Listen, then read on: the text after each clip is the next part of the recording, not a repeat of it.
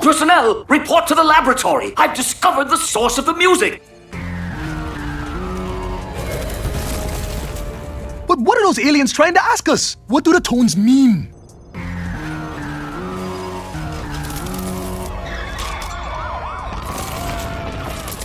What is going on here? Why is an Ablonian trying to blow us up? I'm not trying to blow you up. Well, you remember, don't you, Nibbler? Well, While waiting for him to knock some idiot's chair over, I suddenly realized I'd forgotten to lock the ship.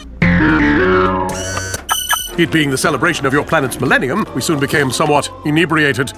We had to take a cab back to our base on Pergon 6. I remember now. Give me that. You're in no condition to fly.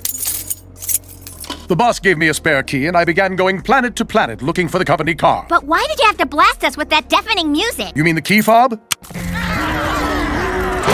That's it, all right. Although the cassette player's been stolen and the battery's dead.